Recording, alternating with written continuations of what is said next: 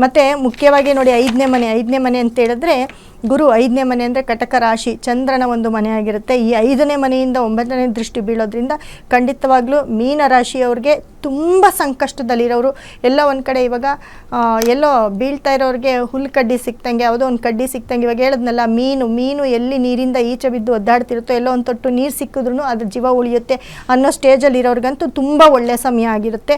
ಹಾಗಾಗಿ ಮೀನ ರಾಶಿಯವ್ರಿಗೆ ಸಿಕ್ಕಾಪಟ್ಟೆ ಒಳ್ಳೆ ಟೈಮು. ಸಿಕ್ಕಾಪಟ್ಟೆ ಅನ್ನೋದಕ್ಕಿಂತ ಅವ್ರು ಇವಾಗ ನೀವು ನಿಮ್ಮ ಕಷ್ಟದಿಂದ ನೀವು ಹೊರಗಡೆ ಬರ್ತೀರಿ. ನೀವೇನೇ ಬಿಸ್ನೆಸ್ ಮಾಡ್ತಾಯಿರಿ ಮೀನರಾಶಿಯವರು ತುಂಬ ದುಡ್ಡನ್ನು ಕಳ್ಕೊಂಡಿರ್ತೀರಿ. ತುಂಬ ದುಡ್ಡನ್ನು ಕಳ್ಕೊಳ್ಳೋದು ಮತ್ತು ಇನ್ವೆಸ್ಟ್ಮೆಂಟ್ ಮಾಡಿರೋದು ಅದರಲ್ಲಿ ಯಾವುದೇ ₹1 ಲಾಭ ಬರ್ದಿರ ಇರ್ತಕ್ಕಂಥದ್ದು ಹೇಳಿದ್ನಲ್ಲ, ಮಠ ದೇವಸ್ಥಾನಗಳು ಅದೇ ರೀತಿ ಸ್ಕೂಲು ಕಾಲೇಜು ಈ ಥರ ಟ್ಯುಟೋರಿಯಲ್ಸು ಗ್ರಂಥಿಗೆ ಅಂಗಡಿಗಳು ಇಂಥವ್ರಿಗೆಲ್ಲರಿಗೂ ತುಂಬ ಪೆಟ್ಟು ಬಿದ್ದಿರುತ್ತೆ.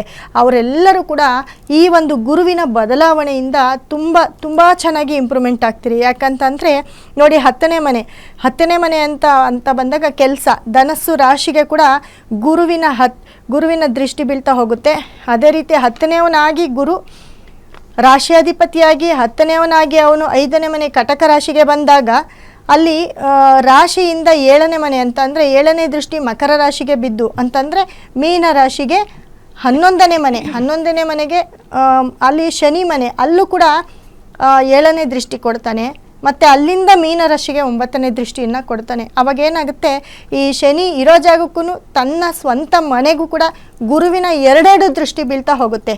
ಒಂದು ಮಕರ ರಾಶಿಗೆ ಮತ್ತು ಒಂದು ಮೀನ ರಾಶಿಗೆ. ಸೊ ನೇರವಾಗಿ ಶನಿ ಇರೋ ಮನೆಗೆ ಅದೇ ರೀತಿ ಸ್ವಂತ ಮನೆಗೆ ಗುರುವಿನ ಮನೆಗೆ ಜೊತೆಗೆ 11ನೇ ಮನೆ ಶನಿಯ ಸ್ವಸ್ಥಾನಕ್ಕೆ ಸ್ವಂತ ಮನೆಗೆ ಈ ಗುರುವಿನ ದೃಷ್ಟಿ ಬೀಳೋದ್ರಿಂದ ಖಂಡಿತ ಹೇಳ್ತೀನಿ ಮೀನರಾಶಿಯವರು ಲಾಭಸ್ಥಾನಕ್ಕೆ ಬರ್ತಾ ಹೋಗ್ತೀರಿ. ಸೊ ಲಾಭಸ್ಥಾನಕ್ಕೆ ಬರ್ತೀರಾ ಅಂತಂದರೆ ನಿಮ್ಮ ಕೆಲಸ ಕಾರ್ಯಗಳೆಲ್ಲ ತುಂಬ ಸುಗಮವಾಗಿ ಆಗ್ತಾ ಹೋಗುತ್ತೆ. ಮತ್ತು ಎಲ್ಲೋ ಕಳ್ಕೊಂಡಿರೋಂಥ ದುಡ್ಡುಗಳು ಬರ್ತಕ್ಕಂಥದ್ದು ಕೆಲಸ ಬರ್ತಕ್ಕಂಥದ್ದು. ಯಾಕಂದರೆ 10ನೇವನು ಕೂಡ ಗುರುನೇ ಆಗಿರ್ತಾನೆ. ರಾಶಿಗೆ 10ನೇವನು ಕೂಡ ಗುರುನೇ ಆಗಿ 5ನೇ ಮನೇಲಿ ಇರ್ತಾನೆ.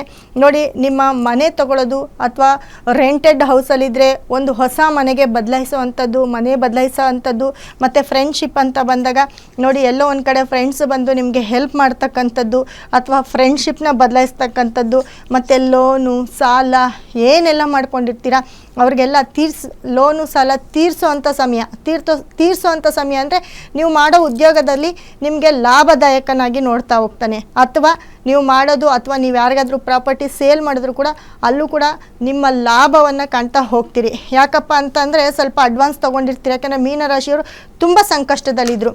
ಯಾಕಂದರೆ ಮನುಷ್ಯನಿಗೆ ನೆಮ್ಮದಿಯ ಜೀವನ ಬೇಕು. ಹಾಗಾಗಿ ಯಾವುದೋ ಅವ್ರ ಪ್ರಾಪರ್ಟಿ ಮಾರಿರ್ತಾರೆ ಅಥವಾ ಮನೆ ಮಾರಿರ್ತಾರೆ ಅಥವಾ ಜಮೀನು ಮಾರಿರ್ತಾರೆ ಅಥವಾ ಎಲ್ಲೋ ಒಂದು ಕಡೆ ಏನಕ್ಕಾದರೂ ಸ್ವಲ್ಪ ದುಡ್ಡು ಅಡ್ವಾನ್ಸ್ವಾಗಿ ಕೊಟ್ಟಿರ್ತಾರೆ. ಅದೆಲ್ಲನೂ ಸ್ಟಕ್ ಆಗಿಬಿಟ್ಟಿರುತ್ತೆ ಮೀನರಾಶಿಯವ್ರಿಗೆ.